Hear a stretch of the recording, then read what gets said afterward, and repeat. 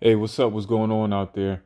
I was checking out this video about this daycare in the Bronx, about some kids that got into some drugs and they ended up passing away. Just a real tragedy. So I'm going to check out the video and give my one too. Tonight, a former daycare owner in the Bronx sentenced to 45 years in prison after pleading guilty to several drug charges. That's right. The charges stem from the death of a 1-year-old who was exposed to fentanyl at the daycare. Fox 5's Arthur Chien is live outside federal court in Lower Manhattan, where her sentence was handed down. Arthur. Steve, Natasha, the woman's name is Gray Mendez. She was the woman who basically was the head of that Bronx daycare where all of this unfolded. She was just sentenced to 45 years in prison, as you said. Now, this is a case that horrified New Yorkers who learned of it as it unfolded. And in fact, it horrified anybody who heard about what happened at that daycare in the Bronx. Now, immediately following the sentencing, the parents of the 1-year-old boy who was killed spoke. Their heartbreak appeared to be as raw as when this all came to light 2 years ago. Their son, just 22 years old, Nicholas Dominici, died after he and 3 others were exposed to fentanyl. This according to court papers, which said the daycare that was entrusted with protecting them, the Vino Nino, actually was functioning as a secret stash house where fentanyl and heroin was prepared for distribution on a regular basis. Investigators even found a kilo-sized brick of fentanyl inside a closet of the daycare facility, in addition to other equipment used for drug smuggling. Now, Gray Mendez was accused of calling her husband multiple times, allegedly to clear the drugs, while waiting before calling 911, even as the 4 very young children were severely overdosing. And by the time help arrived, it was too late for Nicholas.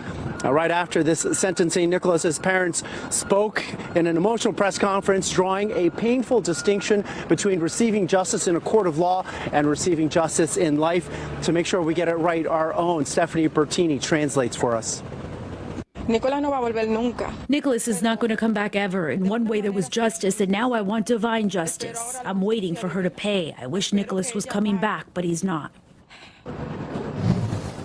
Separately, Mendez's husband has already been sentenced also to 45 years in federal prison in connection with this case. One would hope that this allows Nicholas's family to start a new chapter, but hearing the pain in their voices today, it's hard to imagine that starting anytime soon. We're live at the federal courthouse in Lower Manhattan. Arthur Chien, Fox 5 News. Steve, Natasha. Yeah, so terrible. Now, that's like one of the more terrible things I've heard at a daycare center.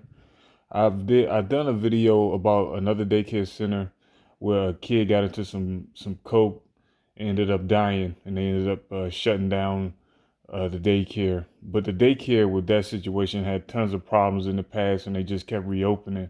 And with this situation, this basically was a damn a trap spot. Well, for those of you who don't know what a trap spot is, basically a place where they, sold drugs and kept drugs at.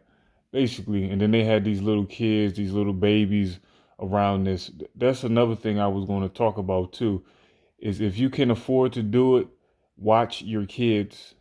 I know it's a lot of people that have to work, I get it. But if you can figure out a way to do it, do it. You don't know what some people are and what they get into. Sometimes you can't even trust your own family members or friends, not necessarily because of what they might do, but somebody might be around that might introduce the kids to something. Like, you never know. In this situation, this lady, they basically had a hot drug spot where they were keeping a stash. His kids got into it and they died.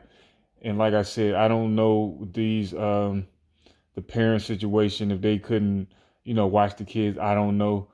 But if you can afford to do it, do it. Because you can end up in a situation like this where your kid is in a situation where you're thinking it's safe, but really they can get into drugs.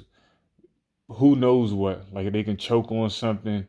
You don't know, because a lot of these people don't care about these kids, really. As you can tell with this situation, like, this is like really, really sad.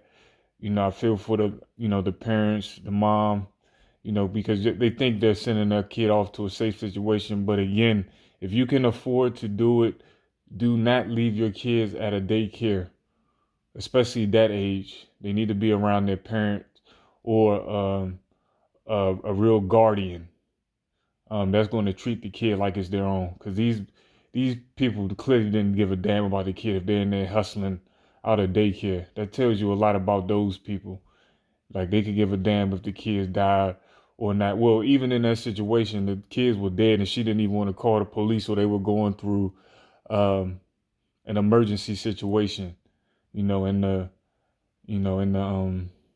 woman, from the Spanish woman that was talking, man, you can really see the pain and hurt in her voice, and I really just hope the best for the situation. And she said that she's just waiting for divine justice from the Most High. Well, that lady is going to be judged, and I can't speak for it at this time, but hopefully she'll find her way, to meet some type of spiritual revelation and get a real relationship with the Most High.